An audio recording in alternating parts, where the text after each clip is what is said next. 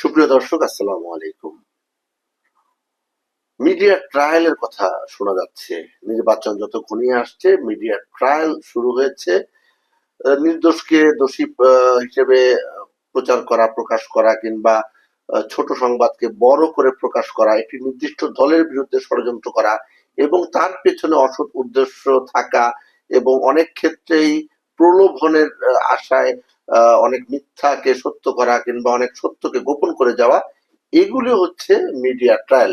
বিএনপির ভারপ্রাপ্ত চেয়ারম্যান তারেক রহমান যখন বলেন যে 111-এর মতো বিএনপির বিরুদ্ধে মিডিয়া ট্রায়ালের ষড়যন্ত্র চলছে, তখন কিন্তু বিষয়টি সত্যি আতঙ্কের। কি মিডিয়া ট্রায়াল হচ্ছে, কি মিডিয়া ট্রায়াল 111-এ হয়েছে, এই প্রশ্নগুলো কিন্তু এখন সামনে এসেছে। 111-এর সময় আমরা দেখেছি বিএনপি ক্ষমতা ছাড়লো, এর পরপরই মঈনুদ্দিন ফখরুদ্দিনের সেই অনির্বাচিত সরকার সে সময় আসলো, এবং যত দুর্নাম, যত বদনাম বেশিরভাগই বিএনপি নেতা কর্মীদের বিরুদ্ধে হলো। কেন? বিএনপি সদ্য সাবেক তারা মাত্রই ক্ষমতা থেকে সে সময় নামলো, ফলে তাদের যে অনিয়ম, তাদের যে নানা দুর্নীতির বিষয় অনেক বড় করে ফলাও করে বিভিন্ন গণমাধ্যমে আসতে শুরু করলো। হ্যাঁ, আওয়ামী লীগের গুলো এসেছে, অন্যান্য রাজনৈতিক দলগুলোর বিষয়গুলো এসেছিল, কিন্তু বিএনপিটা অনেক বড় ভাবে ফলাও ভাবে প্রচার হয়েছিল। এখন তখন বলা হচ্ছিল যে মিডিয়াগুলো নিয়ন্ত্রণ করতো আসলে কারা? মিডিয়াগুলো নিয়ন্ত্রণ করতো একটা শক্তি, যে শক্তিটা আসলে বাংলাদেশি জাতীয়তাবাদ এবং ইসলামী মূল্যবোধ বিরোধী একটা শক্তি। এই শক্তি সেই সময় মিডিয়া নিয়ন্ত্রণ করতো। ফলে তারেক রহমান সহ জিয়া পরিবার কিংবা বিএনপি স্থায়ী কমিটির সদস্য থেকে শুরু করে একবারে মাঠ পর্যায়ের বিএনপির ক্ষুদ্র কর্মীটা পর্যন্ত এই মিডিয়া ট্রায়ালের হাত থেকে রক্ষা পায়নি। তো এখন মাঝখানে 15 বছর এবং মঈনুদ্দিন ফখরুদ্দিনের 2 বছর যদি ধরি, 17 বছর সময় গেল। এখন যদি মিডিয়া ট্রায়ালের কথা বলা হয়, সেক্ষেত্রে তো মিডিয়ায় যদি বড় করে ফুলিয়ে ফাঁপিয়ে করা হয়, সেক্ষেত্রে তো আওয়ামী লীগের বিষয়গুলো আসার কথা। স্বাভাবিকভাবে যে আওয়ামী লীগ গত 15 বছরে যে অনিয়ম, দুর্নীতি, দুঃশাসন, অপশাসন, টাকা পাচার, ব্যাংক লুট থেকে শুরু করে ক্ষমতার অপব্যবহার এবং দুর্নীতি যেভাবে করেছে, এগুলো তো খুব বড় করে না আসলো, যা ঘটেছে সেগুলো আসা উচিত, বা আসছে অনেক জায়গায়, কিন্তু বড় করে আসা উচিত। সেগুলো হয়তো আমরা দেখছি এই গণ অভ্যুত্থানের 7 মাস পরে এসে সেই বিষয়গুলো একটা ছোট হয়ে এসেছে, এবং বড় হয়ে আসছে বিএনপি আসলে কি করছে।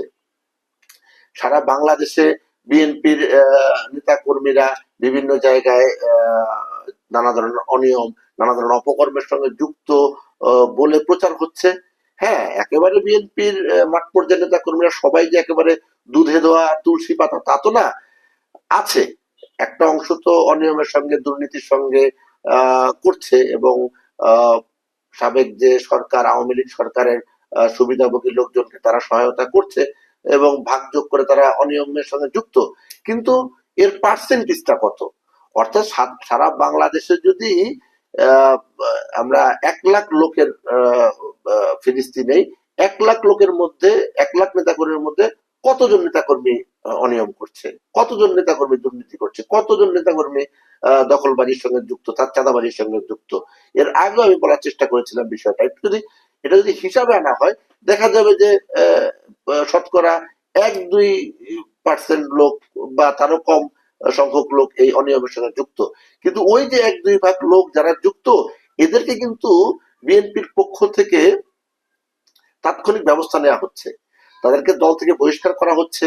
তারা যদি ফৌজদারি কোনো অপরাধ করে থাকে, সেক্ষেত্রে আইনগতভাবে তাদের ব্যাপারে আইনি ব্যবস্থা নিচ্ছে বিএনপি। সেক্ষেত্রে আইনের প্রতি শ্রদ্ধাশীল হয়ে তারা আইনের গতিতে চলতে দিচ্ছে, এবং যাদের বিরুদ্ধে গুরুতর অভিযোগ, তাদের ব্যাপারে বিএনপি কিন্তু গুরুতর সিদ্ধান্তই কিন্তু নিচ্ছে। কিন্তু এর বাইরে বিএনপি আর কি করতে পারে? বিএনপি এর বাইরে আর কি করতে পারে? বিএনপির সামনে তো আসলে অন্য কোনো পথ খোলা নেই। তারা সাংগঠনিক ব্যবস্থা নেবে, আইনগত ব্যবস্থা নেবে, এর বাইরে তো পথ খোলা নেই। কিন্তু বিএনপির ভারপ্রাপ্ত চেয়ারম্যান যখন বলে মিডিয়া ট্রায়াল হচ্ছে, তখন বোঝা যাচ্ছে যে যেই ঘটনাটি ঘটছে, সেই ঘটনাটি বড় আকারে রং চং মাখিয়ে সেগুলো প্রচার হচ্ছে। কেন সেটি প্রচার হচ্ছে তার ব্যাখ্যাও কিন্তু আছে। অর্থাৎ সামনে নির্বাচন, সব কিছুর মূলে নির্বাচন, সংস্কারের মূলে যেমন নির্বাচন, বিচারের মূলে যেমন নির্বাচন, গ্রেফতারের মূলে যেমন নির্বাচন, অনিয়ম দুর্নীতি দুঃশাসনের মূলেও কিন্তু নির্বাচন। অর্থাৎ নির্বাচন যতই ঘনিয়ে আসছে ততই কিন্তু এই প্রোপাগান্ডা বাড়ছে। বিএনপিকে নানাভাবে অজনপ্রিয় করার জন্য এটি করা হচ্ছে বলে বিএনপির পক্ষ থেকে বলা হচ্ছে। একই সঙ্গে এই মুহূর্তে তো আওয়ামী লীগ ওইভাবে রাজনীতিতে সক্রিয় নেই, তাহলে বিএনপির প্রতিপক্ষ কারা? বিএনপির প্রতিপক্ষ যদি আমরা ধরি জামাত হতে পারে, বিএনপির প্রতিপক্ষ হতে পারে যেটি নতুন একটি রাজনৈতিক দল আসলো, যদিও তারা নিবন্ধন পায়নি, জাতীয় নাগরিক পার্টি, তারা প্রতিপক্ষ হতে পারে। এখন তাদের পক্ষ থেকে কোনো ধরনের উস্কানি আছে কিনা? যদি উস্কানি থাকে তবে একটা তথ্য হচ্ছে এমন যে আপনি আমার বিরুদ্ধে অপপ্রচারে যতটা শক্তি ব্যয় করবেন আমিও তো আপনার বিরুদ্ধে সেটাই ব্যয় করব। সেক্ষেত্রে কি হলো, আপনি আমাকে অপপ্রচার হিসেবে আমার ক্ষতি করলেন, অপপ্রচার করে ক্ষতি করলেন, আমি আপনার ক্ষতি করার চেষ্টা করলাম, তাতে লাভবান কে হলো? লাভবান হলো আমাদের যে কমন শত্রু আছে সে লাভবান হলো। অর্থাৎ আওয়ামী লীগ এই ক্ষেত্রে কিন্তু লাভবান হয়ে যাচ্ছে। যখন বিএনপির বিরুদ্ধে জামাত বা জাতীয় নাগরিক কমিটি, জাতীয় নাগরিক পার্টি, হ্যাঁ, তারা যদি কোনো কিছু করে, কিছু বলে, পাল্টা বিএনপি যদি তাদের বিরুদ্ধে কিছু বলে, এর পুরোটার ফায়দাই কিন্তু আওয়ামী লীগের কোর্টে যায়। এবং আওয়ামী লীগ কি করে, এই নিউজগুলিকে, এই সংবাদগুলোকে কেটে কেটে ছোট ছোট করে বিভিন্ন গণমাধ্যমে দেয়, তাদের বিভিন্ন শরীররা রয়েছে তাদের সেখানে দেয়, আন্তর্জাতিক বিভিন্ন গণমাধ্যমে দেয়। তারা অনেক ক্ষেত্রে বাংলাকে ইংরেজিতে কিংবা অন্য যে কোনো ভাষায় তারা ট্রান্সলেট করে তারা সেগুলো কিন্তু প্রচার করছে তাদের পেজগুলোতে। অর্থাৎ বাংলাদেশ এই মুহূর্তে অস্থিতিশীল অবস্থায় রয়েছে। বাংলাদেশে চুরি, ডাকাতি, ছিনতাই এবং হচ্ছে কি ডাকাতি এবং ওই যে কিশোর গ্যাং, এই নানা ধরনের অপপ্রচার গুলো কিন্তু হচ্ছে। ঘটনা যে ঘটছে তা ঘটছে না তা না, ঘটনা ঘটছে, কিন্তু ঘটনা আমি শুরুতে যেটি বলছি কত ভাগ ঘটছে আর কত ভাগ প্রচার হচ্ছে।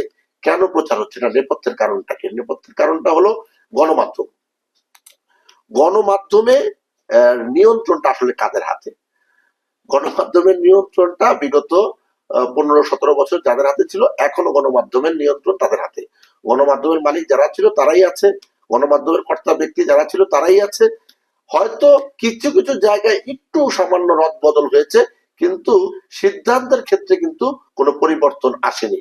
এখনো জাতীয়তাবাদ, বাংলাদেশ জাতীয়তাবাদ কিংবা ইসলামী মূল্যবোধে বিশ্বাসী শক্তির বিরুদ্ধে যে কোনো তথ্যকে বড় করে প্রচার করা, প্রকাশ করা, সেগুলো কিন্তু অব্যাহত আছে। যার মধ্যেই হোক এগুলো কিন্তু অব্যাহত আছে। এর কারণটা আমি বলেই দিলাম যে যারা আগে দায়িত্ব পালন করছিলেন ফ্যাসিস্ট আমলে ফ্যাসিস্টদের দোষর হয়ে, সেই ফ্যাসিস্টদের দোষররা এখনো কিন্তু গণমাধ্যমে বহাল তবিয়তে আছে। আর যেটা বললাম যে অপপ্রচারের তো ভিত্তি আছে, বিভিন্ন জায়গায় তো কিছু না কিছু ঘটনা ঘটছে। তো শূন্য গোয়াল রাখবেন নাকি দুষ্ট গরু রাখবেন সেটাই আপনাদের বিবেচনা। যদি দুষ্ট গরু রাখেন, দুষ্ট গরু থাকলে গোয়ালে কিছু তো সমস্যা হবেই, আর যদি শূন্য গোয়াল থাকে তাহলে সমস্যা হবে না। এখন দুষ্ট গরুর চেয়ে শূন্য গোয়াল ভালো না শূন্য গোয়ালের চেয়ে দুষ্ট গরু ভালো, সেটা রাজনৈতিক দলের নেতারা আপনারা নিশ্চয়ই সিদ্ধান্ত নেবেন। আর ভিডিও ফুটেজের যে বিষয়টি, বিভিন্ন জায়গায় কিছু হলে এখন সবার হাতে হাতে মোবাইল, ফলে ভিডিও ফুটেজ সবার হাতে চলে যায়। কথার ব্যাখ্যা যিনি বলেন তার ব্যাখ্যাটা হয়তো পুরোপুরি আসে না। আমরা সাম্প্রতিক সময় বেশ কয়েকটি ঘটনা দেখলাম যে একটা বক্তব্য মিডিয়ায় চলে আসছে, কিন্তু তার ব্যাখ্যাটা কিন্তু সঠিকভাবে আসছে না। পরবর্তীতে যেই ব্যক্তি কথা বলছে তিনি আবার পরবর্তীতে ব্যাখ্যা দিচ্ছেন, কিন্তু এরই মধ্যে কিন্তু ঘটনা যা ঘটার ঘটে গেছে, সাধারণ মানুষের কাছে বার্তা যা পৌঁছানোর পৌঁছে গেছে। আমি মনে করি এখানে তিনটা বিষয়। একটা হচ্ছে যারা সারা বাংলাদেশে দুর্নাম বদনামের সঙ্গে যুক্ত তাদের ব্যাপারে শক্ত অবস্থান নেওয়া, গণমাধ্যমে যারা ফ্যাসিবাদী শক্তির সহায়ক তাদের ব্যাপারে সিদ্ধান্ত নেওয়া। সিদ্ধান্ত বলতে তাদের চাকরি চুক্তির কথা বলছি না, নিশ্চয়ই সবাই চাকরি করবে, কিন্তু তাদের সিদ্ধান্ত গুলো যাতে জনবান্ধব হয়, তাদের সিদ্ধান্ত গুলো যেন গণমুখী হয়, তারা যেন অতিরিক্ত, অতিরঞ্জিত, অর্ধসত্য, মিথ্যা প্রচার করতে না পারে সে বিষয়টি নিশ্চিত করতে হবে। সেটার জন্য তথ্য মন্ত্রণালয় আছে, তথ্য উপদেষ্টা আছেন এবং নিয়ন্ত্রণ সংস্থা রয়েছে যারা দেখবেন যে কোনটা মিথ্যা কোনটা অসত্য, সেগুলো যেগুলো প্রচার যদি না হয় সেই বিষয়টি খেয়াল রাখতে হবে। একই সঙ্গে নিজেদের ঐক্যটাকে ধরে রাখতে হবে। যত বেশি অনৈক্য আসবে তত বেশি কিন্তু সুযোগ পাবে ষড়যন্ত্রকারীরা। আসুন সকল ষড়যন্ত্রের বিরুদ্ধে ঐক্যবদ্ধ হয়ে বাংলাদেশকে বাংলাদেশের আপন গতিতে আমরা চলতে দেই, সব ষড়যন্ত্র মোকাবেলায় এক হয়ে কাজ করি। সবাই ভালো থাকবেন, সুস্থ থাকবেন। আল্লাহ হাফেজ।